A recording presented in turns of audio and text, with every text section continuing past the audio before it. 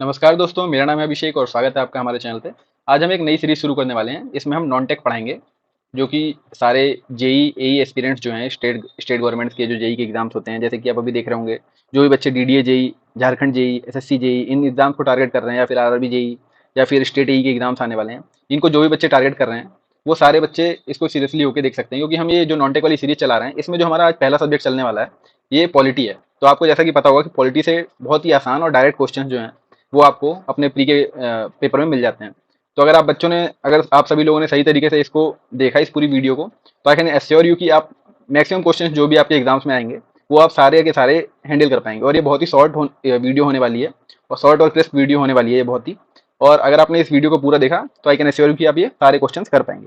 तो ज़्यादा time waste ना करते हुए आइए शुरू करते हैं। तो आपको जैसा पता होगा कि अगर हमारा कॉन्स्टिट्यूशन है, तो कॉन्स्टिट्यूशन का जो पहला पेज होता है वो प्रियम्बल है। तो अगर हम पॉलिटी पढ़ने जा रहे हैं, तो मेरे को लगता है कि प्रियम्बल जो है वहीं से शुरुआत होनी चाहिए, और जो प्रियम्बल है वो बहुत इंपॉर्टेंट टॉपिक भी है।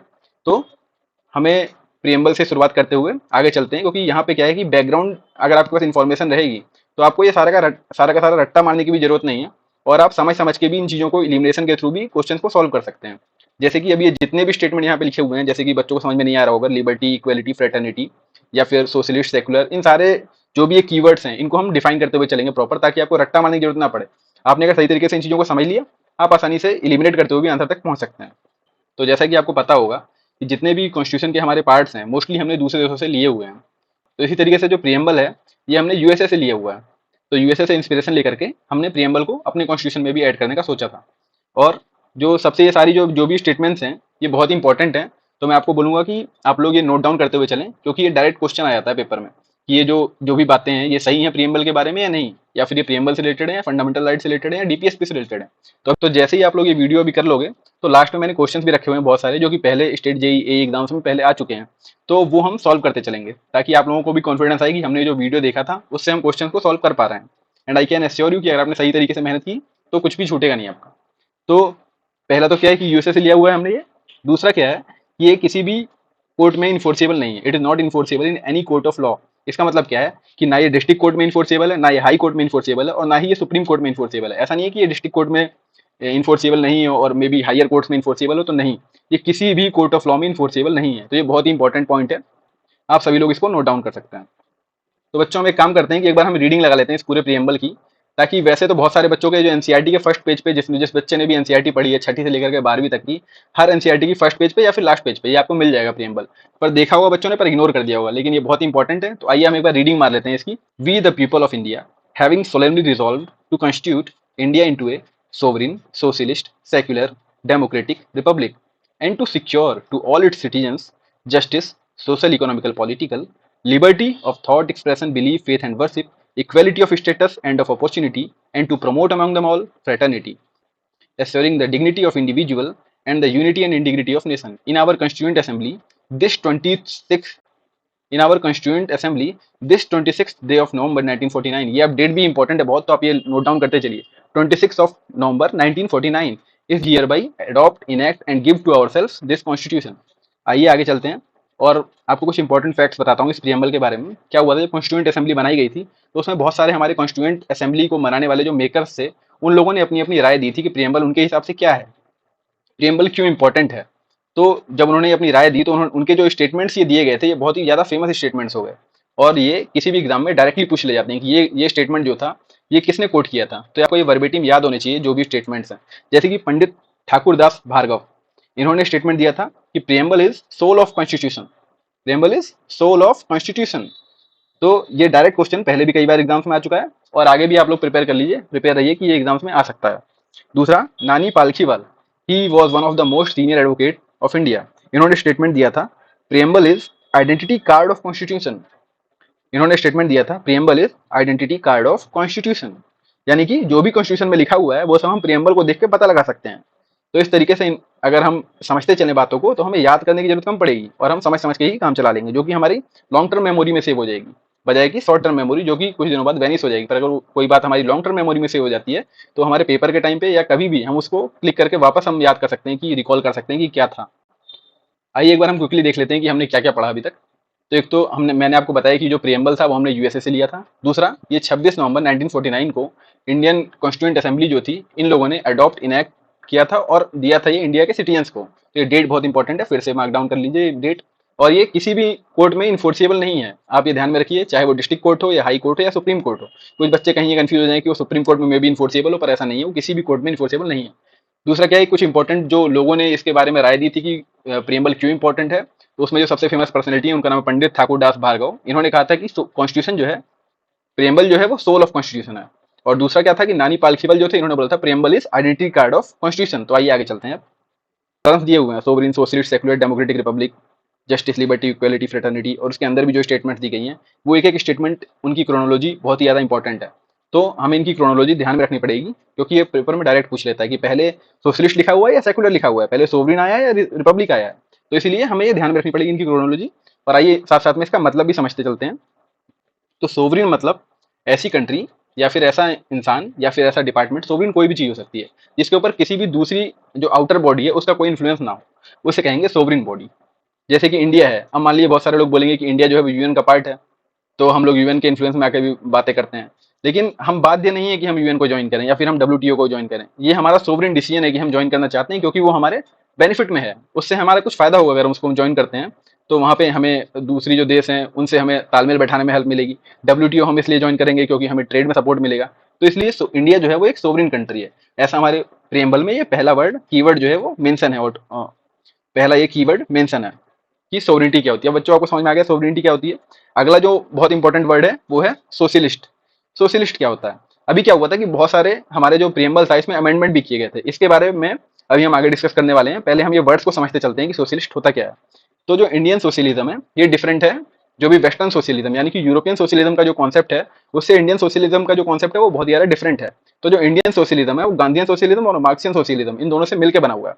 गांधीयन सोशलिज्म क्या बोलता है कि we will provide equality of opportunity, we will provide equality of opportunity to every individual, ताकि उनको जो भी बाद में अगर मान लो किसी को पैसा कमाना है या फिर उनको कोई भी मटेरियल थिंग्स की जरूरत है, उन्हें कार खरीदनी है, गाड़ी खरीदनी है, तो वो सरकार उन्हें नहीं देगी, लेकिन इंडियन गवर्नमेंट जो है वो एक अपॉर्चुनिटी देगी सबको, बराबरी का हक, ताकि वो उस रिसोर्सेज को इकट्ठा करके अपनी जो भी उनकी जरूरत की चीजें हैं वो सबको वो ले पाए।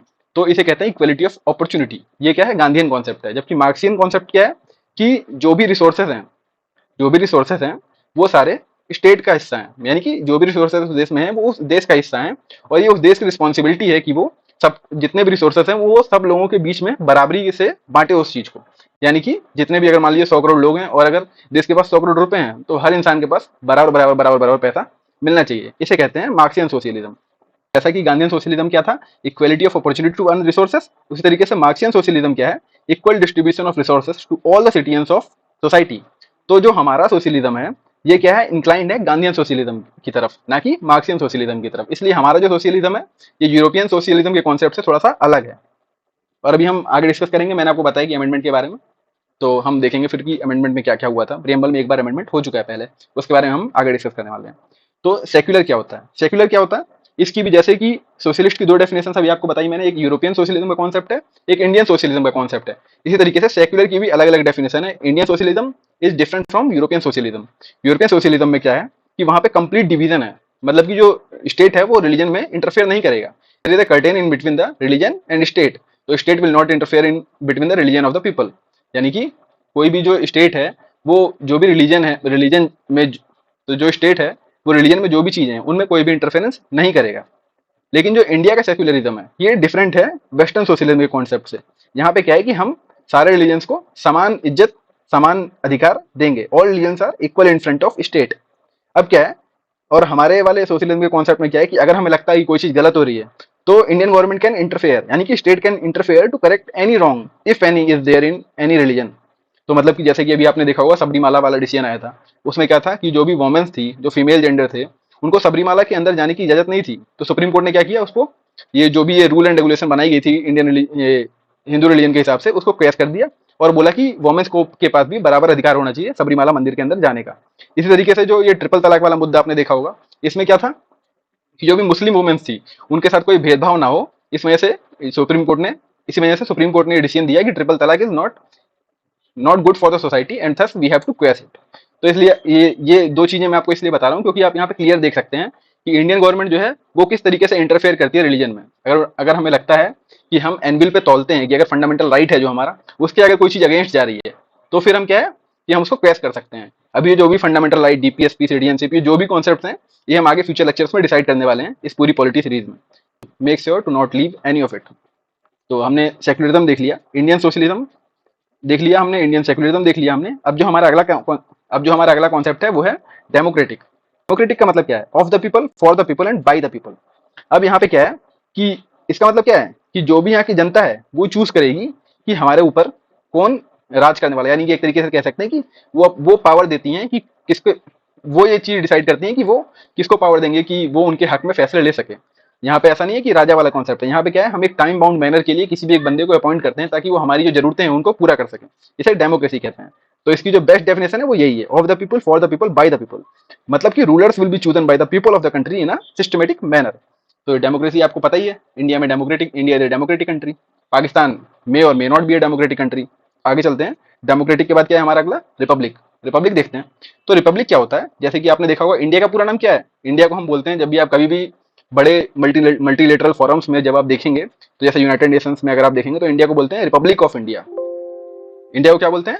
Republic of India. लेकिन जो यूके है उससे अगर हम कंपेयर करें तो आपने कभी भी नहीं सुना होगा, कि रिपब्लिक ऑफ यूके। हमेशा उसको यूनाइटेड किंगडम या ब्रिटेन बोला जाता है। तो रिपब्लिक क्या होता है? रिपब्लिक ऐसा स्टेट होता है जहां पे जो हेड ऑफ द स्टेट है, यानी कि इंडिया का हेड ऑफ द स्टेट कौन है? हमारे हेड। तो हमारा हेड ऑफ द स्टेट कौन है? प्रेसिडेंट। जो प्रेसिडेंट है वो इंडिया का हेड ऑफ द स्टेट है और वो चूजन बंदा है। यानी कि हम लोगों ने उसको चुन के बनाया, यानी कि हम लोगों ने, may be you can say that he is indirectly elected. मतलब कि हमने पहले अपने विधानसभा के मेंबर्स को चुना, फिर हमने अपने लोकसभा के मेंबर्स को चुना, और इन लोगों ने मिल करके इनडायरेक्टली प्रेसिडेंट को चुना। तो मतलब अगर तो आप देखिए तो अल्टीमेटली चुना तो हमने ही है इनको। ऐसा नहीं है कि ये मोनार्की है। जबकि यूके में अगर आप देखेंगे तो ये कॉन्सेप्ट अप्लाई नहीं होता है, क्योंकि वहां पे क्या है, मोनार्की है। यानी कि power transfer from one generation to other generation, इसलिए वो रिपब्लिक नहीं है। तो क्या है, हम यूके को कभी भी हम रिपब्लिक ऑफ यूके नहीं कहेंगे, क्योंकि वहां पे क्या है, वो जो किंग है वो वन जनरेशन टू अनदर। पहले आपने जैसे देखा होगा इलिजाबेथ थी, अभी उनका जो बेटा है जो कि 60-65 साल का है वो अब नया राजा बन गया है। इस तरीके से आगे आने वाली जो नेक्स्ट जनरेशन है वो फिर आगे वहां पे हेड ऑफ द स्टेट बनेंगे, इसलिए वो रिपब्लिक नहीं है। जो अगला कॉन्सेप्ट है वो देखते हैं हम। आई थिंक कि most of the people who are watching this video may be grasping the concept, because learning concept is very important. Instead of just doing the रट्टाफिकेशन, you must learn the concept, otherwise you may forget whatever we have read in this video। कि अगर आप ये मोटा मोटा देखेंगे तो हमने जो ऊपर वाले 5 वर्ड थे ये हमने सही तरीके से देख लिए हैं, sovereign, socialist, secular, democratic, Republic. अब तो ये जो 4 नीचे वाले हैं अब हम इनके बारे में भी डिस्कस करने वाले हैं। And I will make sure that nobody will misunderstood whatever is written in there. If you are listening it properly, I will make sure that you must know the concept whatever it is there। तो justice क्या होता है? Justice अगर हम देखें तो justice यहाँ पे जो प्रियम्बल में मेंशन है, ये डायरेक्ट क्वेश्चन यहाँ से बनता है कि जस्टिस कितने टाइप्स के हैं जो कि प्रियम्बल में मेंशन है। तो justice of social, economical, political types, यानी कि 3 तरीके के जस्टिस हैं जिसके बारे में प्रियम्बल डिस्कस करता है। Justice, social, economical and political. Social justice क्या होता है? No discrimination based on the caste and colour. ये हमारा सोशल जस्टिस हो गया कि मतलब किसी भी जातिवाद जो भी चीजें हैं उन चीजों में हम किसी एक दूसरे के साथ हम कोई भी भेदभाव नहीं करेंगे। ये क्या हो गया हमारा सोशल जस्टिस। अब इकोनॉमिक जस्टिस क्या होता है? ये बात करता है equal opportunity for all to earn their livelihood. जैसा कि आपने देखा होगा आजकल बहुत विवाद चल रहा है, equal pay for equal work होना चाहिए for both man and women. जैसा कि आपने देखा होगा जो बॉलीवुड इंडस्ट्री है इसमें बहुत सारे जो बड़ी बड़ी एक्ट्रेस ऐसे हैं, जो बड़ी बड़ी एक्ट्रेसेस हैं, जैसे कि प्रियंका चोपड़ा हो गया, वो आपने देखा होगा कई बार मेंशन करती रहती हैं कि भाई हमें बराबर पे नहीं मिलता है एक्ट्रेस के बराबर। तो इसके बारे में भी अगर आप देखिए तो प्रियम्बल में मेंशन है। तो वही जो आपको अगर याद हो तो नानी पालखीवाल ने क्या बोला, तो आपको अगर याद हो नानी पालखीवाल ने क्या बोला था, preamble is identity card of constitution. यानी कि जो कुछ भी कॉन्स्टिट्यूशन के अंदर मेंशन है वो सब प्रियम्बल में आप उसका एक आइडिया लगा सकते हैं, वो जिस्ट है एक तरीके से, ठीक है ना। तो फिर क्या है, इकोनॉमिक क्या हो गया, equal opportunity to all, equal opportunity for all to earn their livelihood, यानी कि equal pay for equal work जो है वो भी यहाँ पे इंक्लूडेड है। तो हमने सोशल देख लिया, हमने इकोनॉमिकल देख लिया, और हम पॉलिटिकल जस्टिस के बारे में बात करने वाले हैं। पॉलिटिकल जस्टिस का क्या मतलब है? यानी कि equal political rights to everyone, to every citizen of India. यानी कि हर बंदे को, जो हम ये देखते हैं कि वो एडल्ट सफराज जो है वो 100% इंडिया की जो सिटीजन हैं सबको अधिकार है वोट डालने का, वो क्या है, पॉलिटिकल जस्टिस है। आप किसी के साथ भी कोई भी ऐसा भेदभाव नहीं कर सकते हैं कि कुछ बंदे जो हैं वो डालेंगे वोट और कुछ नहीं डालेंगे। तो यहाँ पे क्या है, पॉलिटिकल जस्टिस की भी बात की जा रही है जस्टिस के अंदर में। तो ये वाला कॉन्सेप्ट पूरा हो गया, आई थिंक सबको समझ में आया होगा। और फिर अब हम देखते हैं लिबर्टी का कॉन्सेप्ट क्या है। लिबर्टी क्या कहता है? यहाँ पे 5 तरीकों की लिबर्टी के बारे में डिस्कस है। Liberty of thought, expression, belief, faith and worship. तो यहाँ पे क्या है कि हमें अपनी सोचने की आजादी है, हम कुछ भी सोच सकते हैं अपने मन में, उससे जब तक हम किसी दूसरे को कोई नुकसान नहीं पहुंचा रहे हैं तब तक हमारी लिबर्टी में कोई भी इंटरफेरेंस नहीं कर सकता है। ये हमें प्रियम्बल में मेंशन है हमारे। यानी कि हम कुछ भी सोच सकते हैं, हम अपने विचारों को एक्सप्रेस कर सकते हैं। ये हमारा फंडामेंटल राइट भी अगर आप 19(1)(a) के अंदर देखेंगे तो उसमें क्लियरली मेंशन है। जो भी कॉन्स्टिट्यूशन के अंदर मेंशन है वो सब प्रेमबल में भी थोड़ा थोड़ा मेंशन किया हुआ है उसके बारे में। तो अगर आप देखेंगे एक्सप्रेशन वाला पार्ट कहाँ पे मेंशन है, तो ये फंडामेंटल राइट्स का पार्ट है आर्टिकल 19(1)(a) के अंदर में। इसमें क्लियरली बोला जाता है right to speech and expression. तो आप देख रहे हैं यहाँ पे फंडामेंटल राइट्स भी बहुत इंपॉर्टेंट हो जाता है। हम आगे आने वाले वीडियोस में इसके बारे में भी डिस्कस करेंगे। Make sure to subscribe our channel so that you not miss any information about it. वो अपने भगवान में, अल्लाह में, गॉड में वो विश्वास कर सकता है, उसको कोई भी इस चीज के लिए रोक नहीं सकता। इसकी आजादी कहाँ से मिलती है उसे? फंडामेंटल राइट्स में भी मेंशन है और यहाँ पे प्रियम्बल में भी मेंशन है ये चीजें। तो आप देखिए बिलीफ, फेथ एंड वर्शिप, वो अपने भगवान की पूजा कर सकता है, उसमें भी उसे कोई भी इंटरफेरेंस नहीं है। इसीलिए कहते हैं कि हमारे देश एक सेकुलर कंट्री है, सर्वधर्म समभाव वाली भावना यहाँ पर है। तो इसीलिए आप देख सकते हैं कि यहाँ पे हमारा इंडिया जो है एक सेकुलर कंट्री है। इसे हम मेल्टिंग पॉट ऑफ सिविलाइजेशन भी कहते हैं, क्योंकि बहुत सारे अलग अलग समुदाय के लोग जो हैं वो इंडिया में आकर के बसे हुए हैं। तो इसलिए आप देख रहे हैं कि इस तरीके की जो आज़ादी है इतने डिफरेंट डिफरेंट तरीकों की, वो सब हमारे कॉन्स्टिट्यूशन में दी गई है, ताकि हर इंसान जो है अपने अधिकारों का सही तरीके से उपयोग कर पाए। अब हमने लिबर्टी देख ली 5 तरीके की। आप इंपॉर्टेंट हैं ये सारी याद करते चलिए, क्योंकि ऐसे भी क्वेश्चन आ जाते हैं कि जस्टिस कितने तरीके के हैं, लिबर्टी कितने तरीके की है। तो जस्टिस कितने तरीके के आपके सामने, सोशल, इकोनॉमिकल, पॉलिटिकल, यानी कि 3 तरीके के। लिबर्टी कितने तरीके के, thought, expression, belief, faith and worship, यानी कि 5 तरीके की है। हम इक्वालिटी देख लेते हैं क्या है, equality of status and of opportunity, ऐसा लिखा हुआ है हमारे प्रियम्बल में। यानी कि कितने तरीके की होगी, 2, स्टेटस और अपॉर्चुनिटी। स्टेटस क्या है, equal application of law on every individual, यानी कि जो भी हमारा कानून है वो सब पे बराबरी से उसका इंप्लीमेंटेशन हो। ऐसा नहीं है कि कोई अमीर है तो उसके लिए कानून अलग कुछ बताएगा और गरीब है तो उसके लिए कुछ अलग हिसाब है, ऐसा नहीं है। जो हमारा कॉन्स्टिट्यूशन है उसमें क्या लिखा हुआ है कि सभी लोग कानून की नजर में बराबर है, equal application of law on every individual. अब क्या है अपॉर्चुनिटी, अपॉर्चुनिटी का मतलब क्या है कि people are able to compete on equal terms for high position. जो भी लोग हैं उन सबके पास बराबर मौका है कि अगर मान लीजिए कोई भी बड़ी पोजीशन निकलती है, आईएएस की पोजीशन निकलती है, जैसे आप देख रहे होंगे 10 लाख बच्चे फॉर्म भरते हैं आईएएस का, तो ये क्या है, इक्वल अपॉर्चुनिटी है सबके पास कि हर कोई प्रिपेयर कर सकता है इतनी हाई पोजीशन के लिए। यही एक डेमोक्रेसी और एक जो मोनार्की है या फिर जो ओलिगार्ची है, इनको डिफरेंशिएट करता है डेमोक्रेसी से। डेमोक्रेसी में क्या है, एक बंदा जो कि उनको जिसके पास अपॉर्चुनिटी है वो सब लोगों के साथ कॉम्पीट कर सकता है और अपनी उपयोगिता प्रूव कर सकता है कि उसे वो जो भी हाई पोजीशंस दी हैं या फिर हाई ऑफिसर्स हैं उनमें बैठने का मौका दिया जाना चाहिए, क्योंकि वो सबसे ज्यादा समझदार है या होशियार है, उसने सबसे ज्यादा मेहनत की है, वो मापदंड बने हुए हैं। मतलब उस हिसाब से लोग कम्पीट कर सकते हैं आपस में और एक बंदा वो हाई पोजीशन ले सकता है। और जो हमारा बच गया लास्ट है फ्रेटर्निटी। फ्रेटर्निटी का मतलब क्या होता है, ब्रदरहुड।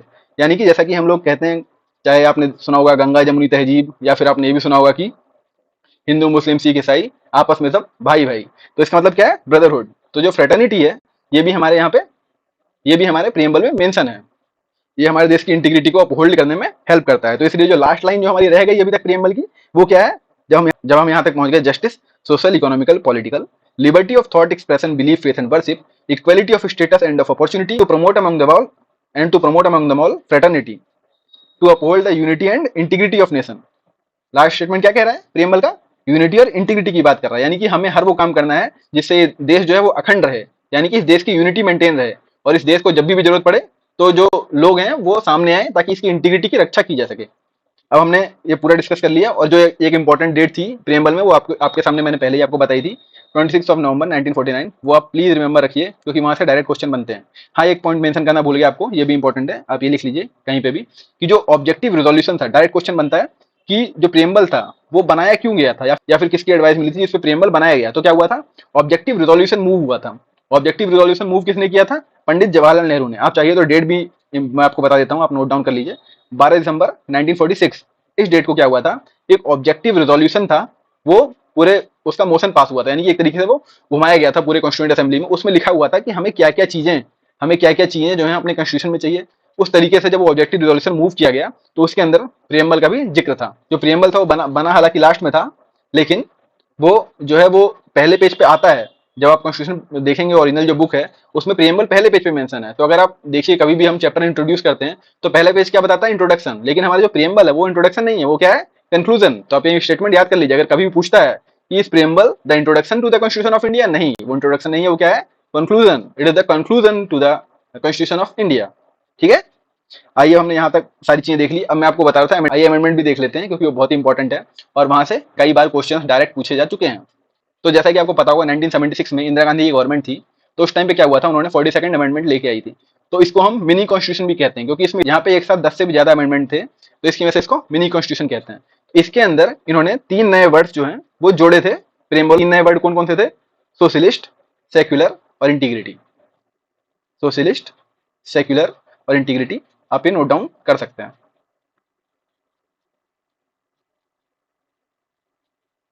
तो ये तीनों जो वर्ड थे ये इन लोगों ने 1976 में जोड़े थे इंदिरा गांधी गवर्नमेंट टाइम में। सोशलिस्ट जो था वो इसलिए जोड़ा था कि आप देख सकते हैं उस टाइम पे 1971 वाला वॉर हुआ था, उसमें रसिया ने हमारी बहुत ज़्यादा हेल्प की थी, तो जिसमें कि बांग्लादेश भी बना था। तो इसकी वजह से इंदिरा गांधी गवर्नमेंट ने अपना सपोर्ट दिखाने के लिए कि हम भी रसिया को उसी तरीके से अपना अच्छा फ्रेंड मानते हैं, तो हमने सोशलिस्ट जो था वो अपने कॉन्स्टिट्यूशन में ऐड कर लिया था। और भी अलग अलग बातें होती रहती हैं कि सेक्युलर क्यों ऐड किया गया, but let's must not go with it, हम डिस्कस करते हैं। अभी देखिए आपने जो जो भी पढ़ लिया है प्रियम्बल के बारे में, मैं बोल रहा हूँ आपको बहुत ही सफिशियंट है आपको क्वेश्चन सॉल्व करने के लिए। आइए हम आपके साथ डिस्कस करते हैं। कई सारे क्वेश्चन हैं, आप खुद देखिएगा कि आपने जो वीडियो पढ़ा है उससे क्वेश्चन हो रहे हैं या नहीं हो रहे हैं। ये देखिए, what are the three words added to the preamble by the 42nd constitution amendment act 1976। अभी अभी हमने डिस्कस किया कि वो तीन वर्ड थे। आप बताइए, आप मन में सोच करके आप वीडियो को पॉज कर सकते हैं और 10 सेकंड के अंदर आप आंसर दे सकते हैं। मैं मार्क करता चलूंगा आंसर, ताकि आपको पता लगता रहे कि आंसर है कौन सा। आप 10 सेकंड के लिए पॉज कर सकते हैं और आंसर दे करके फिर आगे बढ़ सकते हैं। तो ये देखिए, हमने पिछली स्लाइड में डिस्कस किया था सोशलिस्ट, सेक्युलर और इंटीग्रिटी। ये क्या है? फर्स्ट पॉइंट है आपका, सोशलिस्ट, सेक्युलर और integrity. This is the correct option, this is the correct option. आइए हम सेकंड क्वेश्चन देखते हैं। The preamble of Indian constitution is based on the objective resolution introduced by.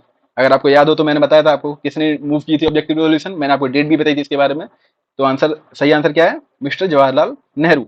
आइए हम कुछ एमसीक्यूज और डिसाइड कर लेते हैं कि अगर मान लीजिए कि जो आपकी एसएससी है या फिर जो भी स्टेट का एग्जाम ले रहे हैं, उनके मन में कुछ और निराला ख्याल आता है और वो चाहते हैं कि हम क्वेश्चन को कुछ मैनिपुलेट करें, कुछ घुमाएं, तो हमने जवाहरलाल नेहरू के बारे में डिस्कस कर लिया। आइए वल्लभ भाई पटेल के बारे में बात कर लेते हैं। जैसा कि आप लोगों को पता है कि वो इंडिया के क्या थे? होम मिनिस्टर थे। तो वल्लभ भाई पटेल क्या थे? इंडिया के पहले होम मिनिस्टर थे। और जितनी भी विरासतें थी वो सारी की सारी इंडिया में इन्होंने मिलाने का काम किया था। इनको हम आयरन मैन ऑफ इंडिया के नाम से भी जानते हैं। और अभी अभी आपने देखा होगा कि इनका एक स्टैचू जो है वो भी लगाया गया था गुजरात में, खादर बेत नाम की जगह है, वहाँ पे नर्मदा रिवर के बीच में, वहाँ पे हमने ये इनका अलग से स्टैचू बनाया है। और इसके लिए हमने जो आयरन था वो पूरे देश से इकट्ठा किया गया था, ताकि यूनिटी वाली जो भावना है, जो इन्होंने काम किया था, स्टैचू ऑफ यूनिटी इनके लिए बनाई जा रही है, क्योंकि इन्होंने सारे देश को जोड़ा था। आइए राजेंद्र प्रसाद के बारे में थोड़ा सा डिस्कस कर लेते हैं। ये मेनली बिहार से आते थे राजेंद्र प्रसाद, और ये इंडिया के फर्स्ट प्रेसिडेंट थे। और ये स्टीयरिंग कमेटी जो थी कॉन्स्टिट्यूशन की, उसके भी ये प्रेसिडेंट रह चुके हैं राजेंद्र प्रसाद। बी आर अम्बेडकर के बारे में हर कोई जानता ही है कि ये फादर ऑफ कॉन्स्टिट्यूशन थे। इन्होंने बहुत ज़्यादा, कई सारी पीएचडी है इनके नाम पे। तो और इन्होंने बहुत ही बड़ा वाइटल रोल प्ले किया था कॉन्स्टिट्यूशन को लिखने के लिए। तो इस तरीके से आपको एक थोड़ी बेसिक नॉलेज और लोगों के जो और फेमस स्टेट्समैन हैं उनके बारे में भी लग गई। इंडिया इज ए, अब इन्होंने डैश दे दिया कि आप फिल इन द ब्लैंक्स। तो मैंने आपको बोला था ना, ये आप याद कर लीजिए, उसको रीड करते चलिए। अदरवाइज क्या, ये देखिए डायरेक्ट क्वेश्चन है, लेकिन अगर जिसने प्रियम्बल नहीं पढ़ा है, देखा नहीं है सही तरीके से, वो इस क्वेश्चन को सॉल्व नहीं कर पाएगा। अदरवाइज ये एक मक्खन क्वेश्चन है एकदम।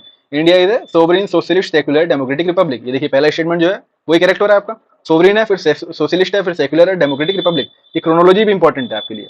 अगर आप आगे पीछे कर देंगे तो देखिए यहाँ पे आपका, अगर आपने सोचा कि केवल मेरे को स्टेटमेंट पता होना चाहिए, तो वो भी गलत हो जाएगा। इसलिए आपको एकदम एग्जैक्ट क्या लिखा हुआ है वो पता होना चाहिए। आखिर प्रियम्बल है देश का, इतना तो बनता है हमसे, इतना तो गवर्नमेंट एक्सपेक्ट कर ही सकती है कि लोगों को पता होना चाहिए। Which of the following is described as the soul of constitution by Pandit Thakur Das Bhargava.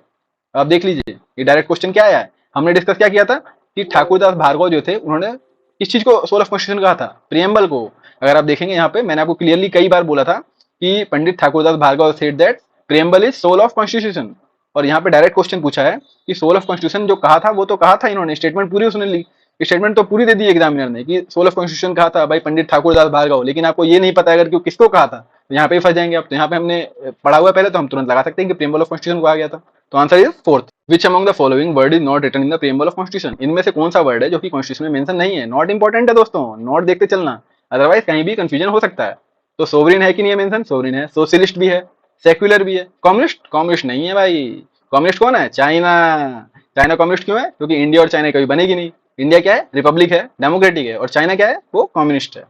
तो ये आंसर क्या है सही? Fourth. It is not written in our preamble. आइए नेक्स्ट क्वेश्चन देखते हैं। Preamble to the Indian constitution was inspired by the preamble of constitution of which country. यानी कि किस देश से हमने प्रियम्बल लिया है? जर्मनी से लिया है क्या? नहीं लिया। जापान से लिया है क्या? नहीं लिया। फ्रांस से लिया है क्या? नहीं लिया। यूएसए से लिया है, करेक्ट ऑप्शन। पर हमने इन देशों से भी बहुत सारी चीजें ली हुई हैं, जो कि हम आगे के वीडियोस में डिस्कस करेंगे कि which are the subject which are taken from the other countries. तो उसमें हम देखेंगे जर्मनी से हमने क्या लिया, जापान से क्या लिया, फ्रांस से क्या लिया, कनाडा से क्या लिया, यूके से क्या लिया, वो सारी चीजें देखेंगे हम, लेकिन नेक्स्ट वीडियो में। आइए नेक्स्ट क्वेश्चन देखते हैं। What is the legal nature of preamble of constitution. मैंने वो क्या बताया था, क्या इन्फोर्सेबल है या नहीं है? अगर मोस्टली बच्चों ने ध्यान सुना है तो उनको पता है आंसर क्या है। तो आंसर क्या है? Two. It is not enforceable. कहीं बच्चे लगा के आ जाएं कि हाँ इन्फोर्सेबल होगा, कॉन्स्टिट्यूशन का पहला पन्ना है और कॉन्स्टिट्यूशन का जिस्ट है, ये कॉन्स्टिट्यूशन के बारे में सारी बातें करता है, तो इन्फोर्सेबल होना चाहिए। पर नहीं, ऐसा नहीं है। ये क्या है? इन्फोर्सेबल नहीं है। Correct option is D. ना डिस्ट्रिक्ट कोर्ट में इन्फोर्सिबल है, ना सुप्रीम कोर्ट में इन्फोर्सिबल है ये, और ना ही ये हाई कोर्ट में इन्फोर्सिबल है। ऐसा नहीं है कि केवल डिस्ट्रिक्ट कोर्ट जो है वो बोलेगी कि इन्फोर्सिबल नहीं है, लेकिन सुप्रीम कोर्ट मना कर देगी कि नहीं भाई इन्फोर्सिबल है, कि नहीं भाई इन्फोर्सिबल है। तो फिर क्या है, ये किसी भी कोर्ट ऑफ लॉ में इन्फोर्सिबल नहीं है। Next question, which among the following has been considered as instrument of instruction. Instrument of instruction किसे कहते हैं? मैंने आपको देखिए पूरा इलेबोरेट किया था स्टेटमेंट, मैंने आपको देखिए पूरा इलेबोरेट किया था स्टेटमेंट। इंस्ट्रूमेंट ऑफ इंस्ट्रक्शन का मतलब जो ऐसा इंस्ट्रूमेंट जहां से वो इंस्ट्रक्शन मिल रहे हैं कि हम कानून बनाएं। तो वो मैंने आपको भी बताया था कि लाइट कहाँ से आ रही है, लाइट हमें प्रियम्बल से आ रही है कि हमें क्या क्या चीजें कॉन्स्टिट्यूशन के अंदर चाहिए। तो अगर अगर मान लीजिए हाइपोथेटिकल कंडीशन बता रहा हूँ कि अगर गवर्नमेंट कोई भी ऐसा बिल पास करवा देती है जो कि प्रियम्बल के हिसाब से जो भी उसके अंदर वैल्यूज मेंशन है उसके अगेंस्ट जाता है, तो क्या होगा, वो बेसिक स्ट्रक्चर डॉक्ट्रिन के अगेंस्ट चला जाएगा। और बेसिक स्ट्रक्चर डॉक्ट्रिन के अगेंस्ट जाने का मतलब वो क्वेश कर दिया जाएगा भाई सुप्रीम कोर्ट, आर्टिकल 13। तो इस तरीके से हम कनेक्टिविटी बनाते हुए पढ़ेंगे तो आप कभी भी भूलेंगे नहीं। तो करेक्ट आंसर इज प्रेम्बल। और आगे आने वाली वीडियोस में हम देखेंगे कि क्या क्या चीजें हैं जो कि फंडामेंटल राइट्स में भी मेंशन है, क्योंकि फंडामेंटल राइट भी बहुत ही इंपॉर्टेंट है। नेक्स्ट क्वेश्चन देख लेते हैं। देखिए मैंने आपके लिए कितने सारे यहाँ पे क्वेश्चन करवाए हुए हैं, ताकि आप ये ना सोचे कि मैंने 2-3 क्वेश्चन करवाए और आगे चला गया। मैं आपको क्लियरली देखिए दिखाते हुए आगे चलते हुए जा रहा हूँ, कि ताकि आपको पता लगे कि जो हमने पढ़ा है वो वर्थ इट है पढ़ना, जो हमने टाइम यहाँ पे स्पेंड किया है वो वर्थ इट है, ऐसा नहीं है कि ये वेस्ट है। तो ताकि आपको आइडिया लग जाए कैसे क्वेश्चन पहले आ चुके हैं और कैसे आ सकते हैं फ्यूचर में, तो आप उसके लिए प्रिपेयर रहिए। Following word was inserted in the preamble bye constitution 42nd amendment 1976। मैंने आपको क्या बताया था, मिनी कॉन्स्टिट्यूशन, याद आया बच्चों? 42nd amendment 1976 mini constitution. तो यहाँ पे कौन कौन से वर्ड जोड़े गए थे? 3 वर्ड जोड़े गए थे। देखिए यहाँ से कितनी बार क्वेश्चन बन रहा है। इन 3 वर्ड्स को अगर आपने सही तरीके से याद किया हुआ है, अगर सही तरीके से आपकी मेमोरी में है ये तीन वर्ड, तो आप कई सारे क्वेश्चन तो केवल इन्हीं 3 वर्ड्स के थ्रू कर सकते हैं। तो जस्टिस तो नहीं था, क्योंकि हमें पता है कि 3 वर्ड थे कौन कौन से, सोशलिस्ट, सेक्युलर और इंटीग्रिटी। सोशलिस्ट, सेक्युलर और इंटीग्रिटी था। तो यहाँ पे क्या है, जस्टिस जो है वो हमारे, तो यहाँ पे क्या है, जस्टिस जो कि पहले से मेंशन है, इक्वलिटी पहले से मेंशन है, लिबर्टी पहले से मेंशन है। तो यहाँ पे जो सही आंसर है वो क्या है, सोशलिस्ट। सोशलिस्ट जो था हमने 42nd अमेंडमेंट में हमने जोड़ा था 1976 में। आइए नेक्स्ट क्वेश्चन पे चलते हैं। तो यहाँ पे देखिए, ओहो ये तो टफ क्वेश्चन आ गया है, पर देखिए देखते हैं क्या कह रहा है। How many type of justice, liberty, equality and fraternity in that order has been mentioned in the preamble of constitution of India. दोस्तों यहाँ पे देखिए टफ क्वेश्चन आ गया है। अगर आपने सही तरीके से, आपको जो प्रीएम्बल है वो बाय हार्ट नहीं है, मतलब आपको अगर वो बैक ऑफ द माइंड एकदम एकदम लाइन बाय लाइन लर्न नहीं है, तो आप ये क्वेश्चन के साथ जस्टिस नहीं कर पाओगे। क्योंकि इसमें क्या पूछा हुआ है कि जस्टिस तो है ही, लिबर्टी है, इक्वलिटी और फ्रेटर्निटी, ये 4 चीजें तो है ही है। अब इसके अंदर जो चीजें कॉमन वाली चीजें हैं, वो जो इसके अंदर ब्रैकेट के अंदर लिखी रहती हैं प्रीएम्बल में, वो वाली चीजें अब ये पूछ रहा है कि एक तो वो क्रोनोलॉजी भी सही होनी चाहिए उसकी, और दूसरी क्या है कि वो कितनी है। तो देखिए हमने यहाँ पे देखिए हमने तो यहाँ पे देखिए हमने सारी डिस्कस की हुई है। जस्टिस कितने तरीके की है? 3, सोशल, इकोनॉमिकल, पॉलिटिकल। लिबर्टी कितनी तरीके की है? 5, thought, expression, belief, faith and worship. Equality कितने तरीके की है? Equality of status and of opportunity. और फ्रेटर्निटी, यानी जो फ्रेटर्निटी है वो तो अकेला ही है, क्योंकि फ्रेटर्निटी का मतलब क्या होता है? ब्रदरहुड। इसलिए इन सबको मैंने आपको अच्छे तरीके से एक्सप्लेन भी किया हुआ है, और आपको मैं सारे क्वेश्चन भी सॉल्व करवाता चल रहा हूँ, ताकि आपको ऐसा ना लगे कुछ भी छूट रहा है। तो अगर आप देखिए तो जस्टिस 3 बार है, जस्टिस के अंदर 3 स्टेटमेंट आती है, लिबर्टी के अंदर 5 स्टेटमेंट आती है, इक्वलिटी के अंदर 2 आती है, और फ्रेटर्निटी 1, यानी फ्रेटर्निटी खुद। तो 3, 5, 2, 1 यानी कि फर्स्ट स्टेटमेंट इज करेक्ट। ये टफ क्वेश्चन था, लेकिन अगर आपको प्रीएम्बल सही तरीके से याद है तो आप ये कर सकते थे। Which one of the following is not a part of preamble of Indian constitution. इसमें से जो है वो प्रीएम्बल का पार्ट नहीं है। तो सोशलिज्म है या नहीं है, आप बताइए। सोशलिज्म है आई थिंक, डेमोक्रेटिक है, सेक्युलरिज्म पहले तो नहीं था लेकिन बाद में जोड़ दिया गया है, और फेडरलिज्म जो है वो तो नहीं है, तक हमने पढ़ा है फेडरलिज्म तो पार्ट नहीं है। तो आंसर क्या है? फेडरलिज्म। तो थैंक यू सो मच दोस्तों for watching the video. I think आपको बहुत ही इंटरेस्टिंग लगी होगी ये वीडियो, और इसी तरीके से आगे हम 6 to 10th क्लास की पूरी पॉलिटी डिस्कस करने वाले हैं, क्योंकि ये बहुत ही ज़्यादा इंपॉर्टेंट है। जितने भी जेई एई के एग्जाम्स हैं, स्टेट एई के एग्जाम्स हैं, उन सबके लिए, और ये बहुत ही लो हैंगिंग फ्रूट है। तो आई डोंट थिंक कि आप ये मिस करना चाहेंगे, क्योंकि अगर जिन बच्चों का टेक वीक है वो नॉन टेक में अगर अच्छा कर लेते हैं तो क्या होगा, वो बराबर आ जाएंगे टेक वाले बच्चों को। और जिनका टेक पहले से ही साउंड है, अगर वो नॉन टेक पे भी थोड़ा सा ध्यान दे देते हैं तो उनको एक बहुत बढ़िया यहाँ पे एज मिल जाएगा। तो इस वजह से रैंक लाने में, आपको ये रैंक इंप्रूव करने में भी आपकी हेल्प करेगा। तो इस वजह से क्या है कि हम ये पॉलिटी वाली सीरीज कंटिन्यू करेंगे, और अगर आपने सही तरीके से फॉलो की तो आई थिंक 90% क्वेश्चन जो होंगे, जो भी आपके, चाहे आप जेई की तैयारी कर रहे हो या एई की तैयारी कर रहे हो, आई थिंक कि आई विल मेक श्योर कि यहाँ से वो पक्का आपके एग्जाम में आ जाए। चलिए thank you for watching the video, and let's meet in the new video.